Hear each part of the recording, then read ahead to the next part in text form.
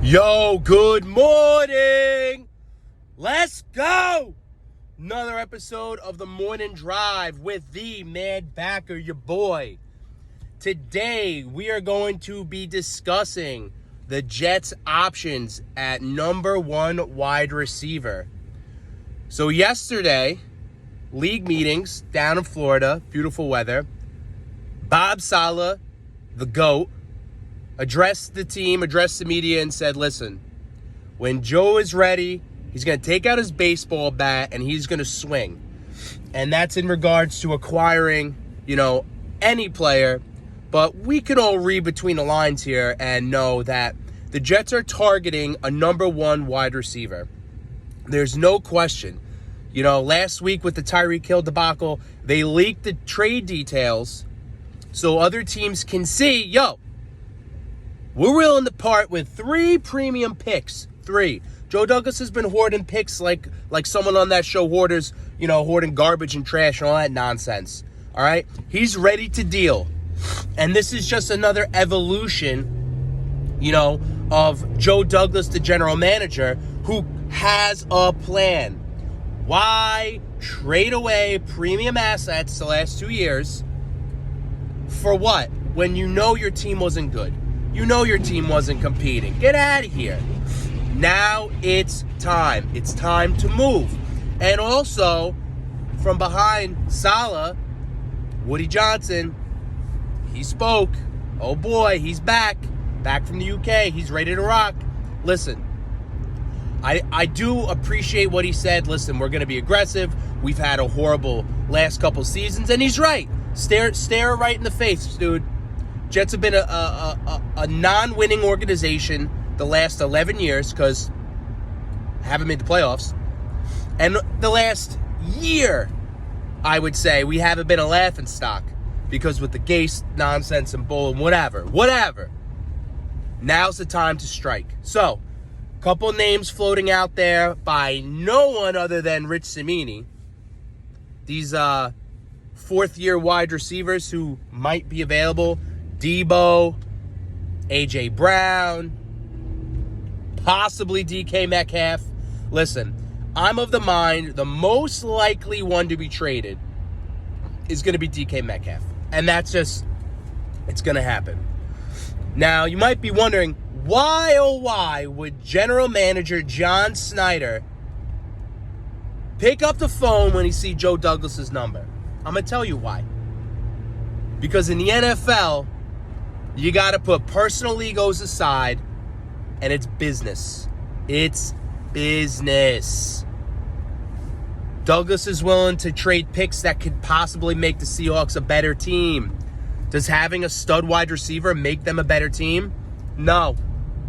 Does allocating massive amount of cap space to a stud wide receiver this year or next year make Seattle a better team? No.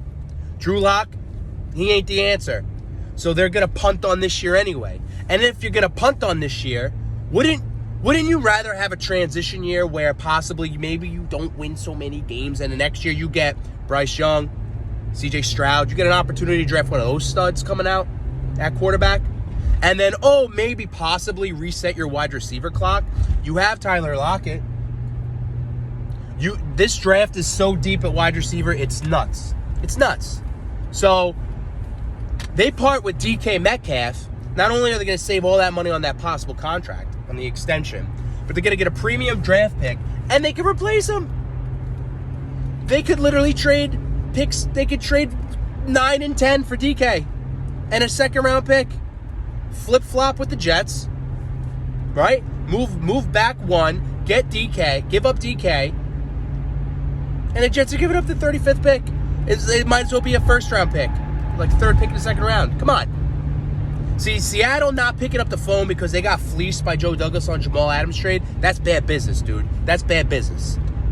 And the Seahawks management team that's been around since Pete Carroll got there, 2007, I mean, they're not in the business of doing bad business, bro. So DK is most likely, I feel, to be traded. And there's one team that is desperate to get a stud plug-and-play number one. Now, you're still sitting there pretty at picks 4, picks 10, make the trade, maybe you move up to 9, I don't know. And you still have a second-round pick and a third-round pick. You're telling me Seattle, now that they finally got a first-round pick back, right, trading Russell Wilson, and all the picks they got from the Broncos, they won't just take a flip-flop of the first round, a 2, like a 4 or 5. We got doubles, double 4s, double 5s. I mean, the story writes itself. DK pairing up with Elijah Moore, Ole Miss teammates. DK being that go-up-and-get-it monster, that yak monster. Oh, Zach Wilson with the cannon. DK in New York. I mean, he's built for it. He's built for it. They got to make it happen, though. And it ain't going to happen till as we get real close to draft night. When Seattle's like, do I really, really want to pay this guy knowing I'm not going to be winning a lot of games? Or do I want to hit this draft that is very deep at wide receiver where possibly they could take, a Christian Watson at 35, a Jahan Dotson at 35, a George Pickens at 35, and reset that clock for Seattle to time up with their rebuild. Because they're not competing. They're not competing. They're the worst team in that division. Arizona is Arizona. Even with Kyler Murray having his temper tantrums. The Rams just won the Super Bowl, and the Niners are the Niners. I mean, Seattle, what are you doing here? So, Joe Douglas makes that phone call. Seattle picks up. Yeah, they got fleeced in the Adams trade. Yeah, they got, bent over backwards, and it might go down as one of the greatest trades in NFL history for the Jets. Oh my God, I can't believe I'm saying that in a sentence. But why wouldn't you make this deal? Why wouldn't you acquire more assets in a draft that is so deep at wide receiver? That's crazy to me. Joe Douglas is ready to flip those picks. Everybody wins, including Zach Wilson. Now, this offense for the Jets can get to the next level with a number 1. A dominant number 1. They got the tight end situation settled. Their offensive line is settled. The running back situation's looking good with Michael Carter, Tevin Coleman. They're going to draft the power back in the mid-rounds. They're missing that piece. A.J. Brown, pipe dream. I'll be surprised if he doesn't finish his career as a Titan. Deebo Samuel, the Niners would be the laughingstock of the NFL to trade Deebo Samuel. I don't care if they even got the 4th pick. You cannot trade Deebo. He's a monster. He means so much to your team. What are you without him? He's that threat, running and receiving. So the most likely candidate to be on the Jets roster come draft night is going to be DK Metcalf. And after that, I don't think there's any trades. I think it's just you sit at 10, you take the best receiver, whether that's Garrett Wilson, Treylon Burks, who I think Treylon Burks is going to be a monster. You put on the film, SEC defenders running all over him, blocking dudes, running the ball. I mean, this guy in this offense could be, his comp is Deebo, but he could be something special. And he'd be young, reset the market. But you already saw Joe Douglas is willing to pay. He was willing to pay Tyreek Hill more than 3 years, $75 million than what the Dolphins paid him. And give up draft picks. So it's not about the money, all right? It's not about money with Joe Douglas or the Jets right now. It ain't about hoarding money. It ain't about hoarding picks. It's let's make this team better. And right now, the most likely candidate that makes the most sense is DK from Seattle.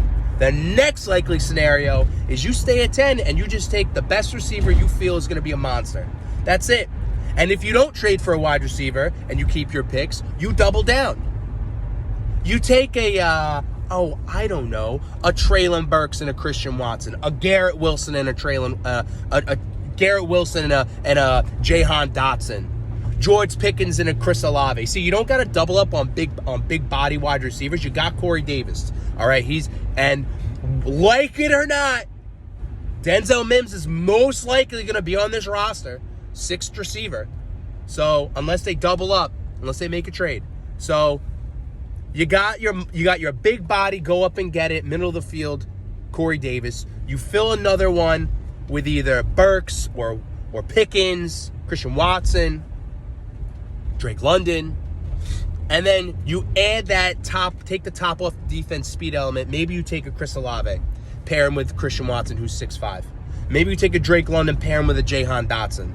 Maybe you trade for DK and you draft, a receiver in the 3rd round, a receiver in the 4th round. See, this draft is so deep, right? The Jets aren't backed into a corner. They have options, okay? When's the last time you said that about the New York Jets? They don't have to go make a move. 3 years ago, we have to sign Le'Veon Bell. We need a playmaker after he takes a year of football. We don't have to do that. We can sit pretty. We can double dip. We got two starting tight ends. We're going to run the football. Wilson's going to be better. See, what's crazy is, as much as we do need that number 1 receiver, and we do, and it'd be amazing, and it's a luxury, but yes, let's get it. See, Wilson, 2nd year in the system, 2nd year with his coach, 2nd year with the OC, 2nd year with the same cast of characters around him. I mean, that continuity is so important. Now you're just trying to put those finishing touches on this offense, right? Now you're getting your role players, your situational players. You got your 2 tight ends. They both can run. They both can block. They both can receive. They're nice. You got your all-around back with Michael Carter. You got your speed back with Tevin Coleman. But now you need a power back. You need a roll runner for that. You got your shifty wide receivers, Elijah Moore, Barrios in and out of the slot, end-around gadget type plays. You got your big body receiver in Corey Davis. Who's your alpha? Elijah Moore could be a number 1, right? And we're just not talking about it. He don't get hurt. He was ascending up. And he was building that rapport with Wilson before the injury. So he's got to stay healthy. That's number 1. Corey Davis will probably, regression to the mean. He'll have a bounce back year. He had an off year. It wasn't good. It was garbage to his standards. He'll bounce back. You add in 100 combined catches with your 2 tight ends. Michael Carter's going to catch 60 passes out of the backfield. I mean, it writes itself. The Jets got options. They're not backed into a corner. Their best option, make the call DK, pull him to New York, and watch this offense soar. All right, your boy just got to work. I hope I made your morning commute just a little bit easier. Enjoy. If you love the content, like and subscribe. I appreciate you guys. Peace and love.